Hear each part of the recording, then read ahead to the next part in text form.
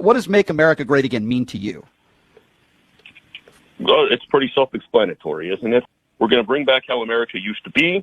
We are going to bring back white supremacy. We're going to bring back white order. You want to bring back You want to bring back white supremacy? Absolutely. So Make America Great Again to you means bringing back white supremacy. We're going to bring it back, and we're going to make this country great again like it used to be. Is that why you voted for Donald Trump? Because you want to bring back white supremacy? Is that one of the reasons why you voted for Donald Trump? Hell yeah. Oh, that was my question. Make America Great Again. Does it mean make America white again? Absolutely. It does. Why would we not want to have our country be how it used to be when it was great, when we were back in control? So do you think it was great when black people were owned as slaves and women couldn't vote? Besides the claiming that you support white supremacy, which is bigoted and racist in nature, which I find very troubling but not shocking, what back in your earlier days was so great that's changed now for the worse? Can you explain that to me? We had whites with the jobs. We had whites being able to support their family. Well, how can whites aren't able to support their family now? Yes. Well, no, a lot of them black people took our jobs. Were you just about ready to use the N-word on this show? The Mexicans are coming over here and they're taking jobs, and quite frankly, there's a lot of my fellow whites that can't get jobs or work, support their family. Are you a member of like the Proud Boys or the Klan? Please be honest with me. Are you a member of a right-wing white fringe group? I know people and I hang out with the people. Okay, so okay, that was fair enough. So I want to ask you, there's a reason why I asked that. I hear you. Next question. We're preaching good things. Okay, I'm sure you are. If you ask a MAGA supporter when America was great, they will go back to when you didn't need a college degree to buy a house and feed your family on single income. And coincidentally, back then was during the Jim Crow era. So black people didn't get the same opportunities as white people. But over the years, things have changed. And black America now have access to those resources that white people have always enjoyed. And this is the root of some of the grievances of MAGA. And it was championed by a lot of conservatives, most notably the late Charlie Kirk. Joy Reid and Michelle Obama and Sheila Jackson Lee and Ketanji Brown Jackson were affirmative action picks, we would have been called the racist. But now they're coming out and they're saying it for us. They're coming out and they're saying, I'm only here because of affirmative action. Yeah, we know. You do not have the brain processing power to otherwise be taken really seriously. You had to go steal a white person's slot to go be taken somewhat seriously. The great replacement of white people is far more sinister than any redistricting project. That is at the core of the Democrat project. At the core. And Jasmine Crockett is just some circus act in that entire operation. But it's deathly serious. You shouldn't take what she says seriously. It's just a joke.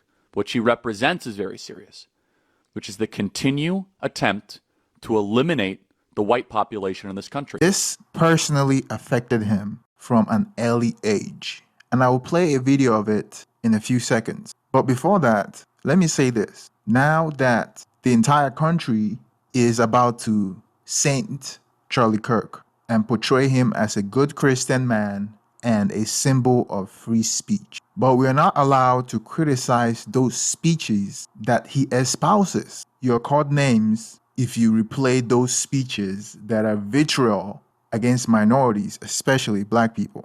Because during his time, Charlie Kirk reserved his most venom for black people.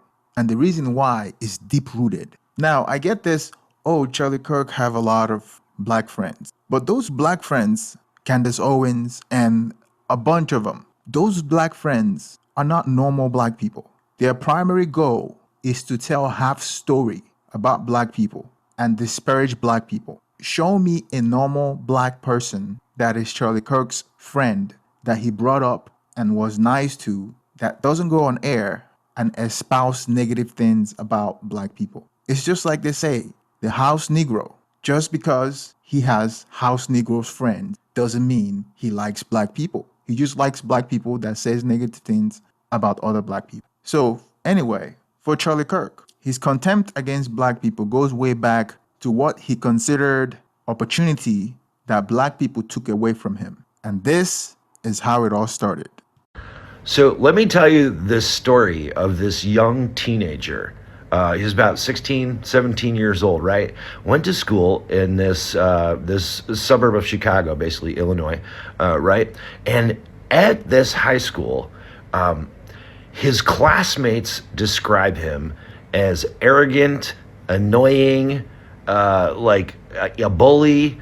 And one of the things that they were annoyed at him for was he would continually tell people he was going to go to West Point. This is like his thing. I'm going to West Point. I'm going to West Point. I'm going to West Point. Now, let me paint the picture of this high school at this time. The city's growing. More and more people are coming in. And for the first time in the history of this school, the whites have now become a minority. There's people of color in this school, right? This does not make this teenager very happy because, of course, he's a white guy, right? So he applies to West Point. He's bragging it up, man. I'm going to West Point. He applies, and he gets rejected from West Point. It's the only school he even applies to.